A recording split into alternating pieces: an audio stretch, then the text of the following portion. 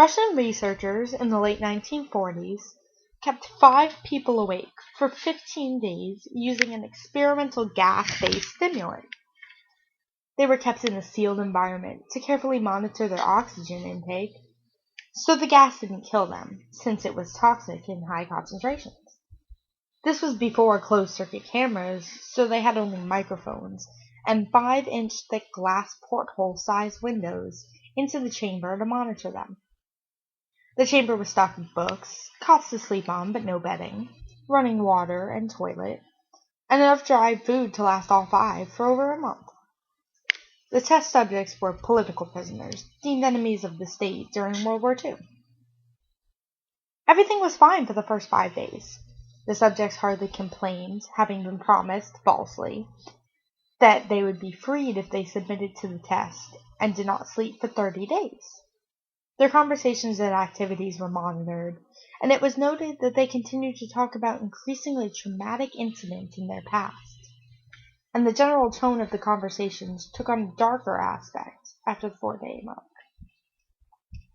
After 5 days, they started to complain about the circumstances and events that led them to where they were, and started to demonstrate severe paranoia.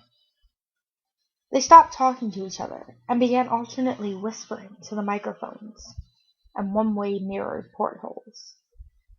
Oddly, they all seemed to think that they could win the trust of the experimenters by turning over their comrades, the other subjects in captivity with them. At first, the researchers suspected it was an effect of the gas itself. After 9 days, the first of them started screaming. He ran the length of the chamber, repeatedly yelling at the top of his lungs for 3 hours straight. He continued attempting to scream, but was only able to produce occasional squeaks. The researchers postulated that he had physically torn his vocal cords. The most surprising things about this behavior is how the other captive reacted to it, or rather, didn't react to it. They continued whispering to the microphones until the second of the captives started to scream. The 2 non-screaming captives took the books apart, smeared page after page with their own feces, and pasted them calmly over the glass portholes. The screaming promptly stopped. So did the whispering to the microphones. After 3 more days passed, the researchers checked the microphones hourly to make sure they were working, since they thought it impossible that no sound could be coming with 5 people inside. The oxygen consumption in the chamber indicated that all 5 must still be alive. In fact, it was the amount of oxygen 5 people would consume at a very heavy level of strenuous exercise. On the morning of the 14th day, the researchers did something they said they would not do to get a reaction from the captives. They used the intercom inside the chamber, hoping to provoke any response from the captives that they were afraid were either dead or vegetables. They announced, "We are opening the chamber to test the microphones. Step away from the door and lie flat on the floor or you will be shot. Compliance will earn one of you your immediate freedom." To their surprise, they heard a single phrase in a calm voice respond, "We no longer want to be freed." Debate broke out among the researchers and the military forces funding the research. Unable to provoke any more responses using the intercom, it was finally decided to open the chamber at midnight on the 15th day. The chamber was flushed of the stimulant gas and filled with fresh air, and immediately voices from the microphones began to object. 3 different voices began begging, as if pleading for the life of loved ones, to turn the gas back on. The chamber was opened, and soldiers sent in to retrieve the test subjects. They began to scream louder than ever, and so did the soldiers when they saw what was inside. 4 of the 5 subjects were still alive, although no one could rightly call the state that any of them were in life. The food rations for the past 5 days had not so much as been touched.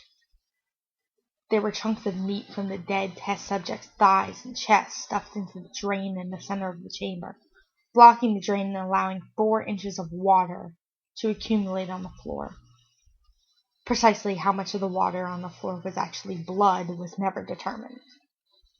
All 4 surviving test subjects also had large portions of muscle and skin torn away from their bodies. The destruction of flesh and exposed bone on their fingertips indicated that the wounds were inflicted by hand, not with teeth as the researchers initially thought. Closer examination of the position and angles of the wounds indicated that most, if not all of them, were self-inflicted. The abdominal organs below the rib cage of all 4 test subjects had been removed, while the heart, lungs, and diaphragm remained in place. The skin and most of the muscles attached to the ribs had been ripped off, exposing the lungs through the rib cage. All the blood vessels and organs remained intact. They had just been taken out and laid on the floor, fanning out around the excavated, but still living bodies of the subjects.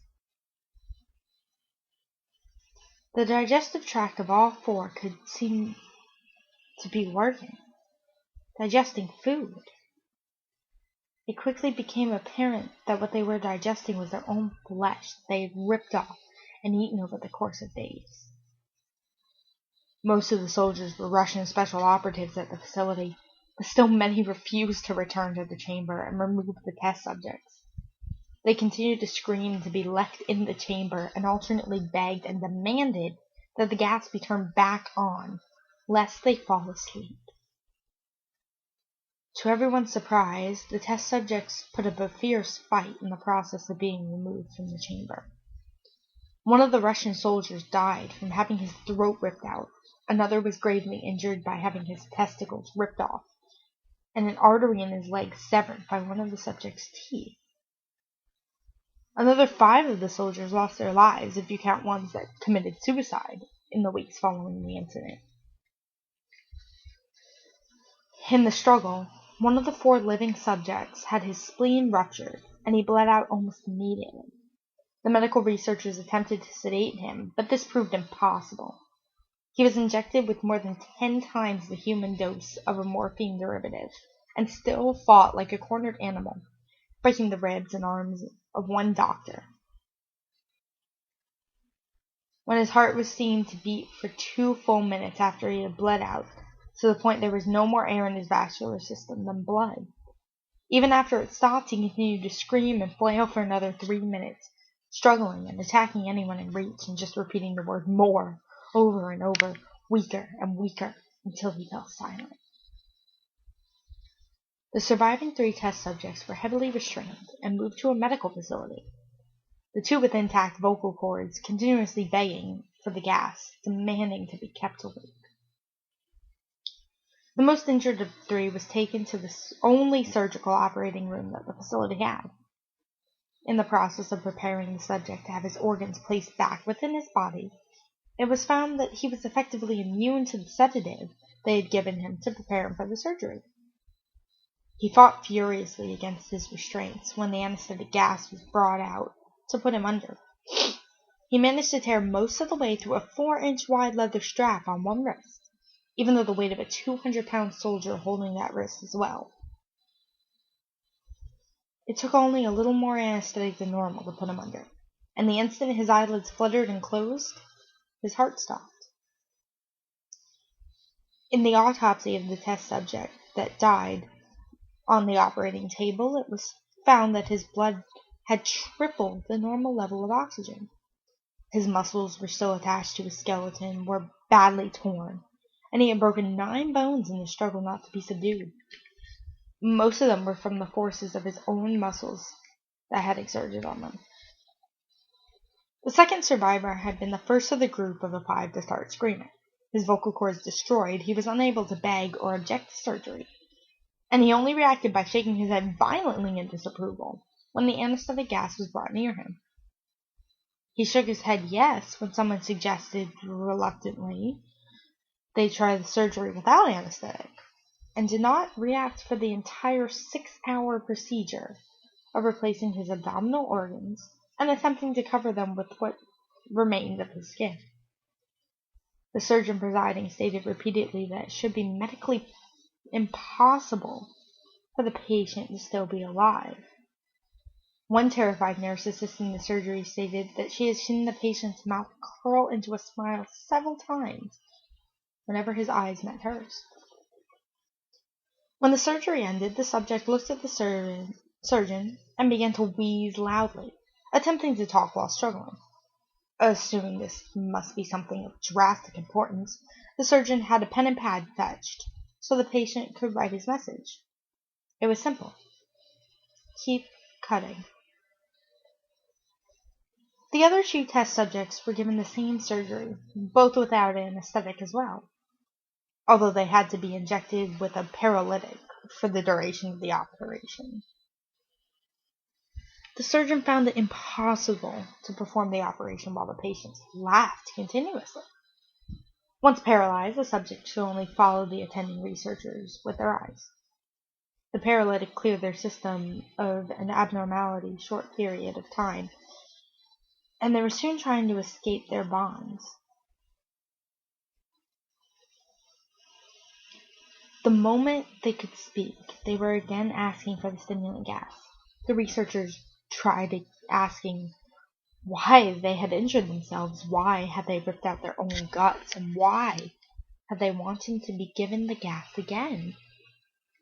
Only one response was given: I must remain awake. All 3 subjects' restraints were reinforced, and they were placed back into the chamber awaiting determination as to what should be done with them. The researchers, facing the wrath of their military benefactors for having failed the stated goals of their project, considered euthanizing the surviving subjects. The commanding officer, an ex-KGB, instead saw potential and wanted to see what would happen if they were put back on the gas. The researchers strongly objected, but were overruled. In preparation for being sealed in the chamber again, the subjects were connected to an EEG monitor and had their restraints padded for long-term confinement. To everyone's surprise, all 3 stopped struggling the moment it was let slip that they were going back on the gas. It was obvious that at this point all 3 were putting up a great struggle to stay awake. One of the subjects that could speak was humming loudly and continuously. The mute subject was straining his legs against the leather bonds with all his might, first left, and then right, then left again, for something to focus on. The remaining subject was holding his head off his pillow and blinking rapidly. Having been the first to be wired for EEG, most of the researchers were monitoring his brainwaves in surprise. They were normal most of the time, but sometimes flatlined inexplicably. It looked as if he was repeatedly suffering brain death before returning to normal. As they focused on the paper scrolling out of the brainwave monitor, only one nurse saw his eyes slip shut at the same moment his head hit the pillow. His brainwaves immediately changed to that of deep sleep, then flatlined for the last time as his heart simultaneously stopped. The only remaining subject that could speak started screaming to be sealed in now. His brainwaves showed the same flat lines as one who had just died from falling asleep. The commander gave the order to seal the chamber with both subjects inside, as well as 3 researchers. One of the named 3 immediately drew his gun and shot the commander point blank between the eyes, then turned the gun on the mute subject and blew his brains out as well. He pointed his gun at the remaining subject, still restrained to a bed, as the remaining members of the medical and research team fled the room. I won't be locked in here with these things. Not with you, he screamed at the man strapped to the table. What are you, he demanded. I must know. The subject smiled. Have you forgotten so easily? The subject asked. We are you. We are the madness that lurks within you all, begging to be free at every moment in your deepest animal minds. We are what you hide from in your beds every night. We are what you sedate into silence and paralysis when you go to the nocturnal haven where we cannot tread. The researcher paused, then aimed at the subject's heart and fired. The EEG flatlined as the subject weakly choked out. So nearly free.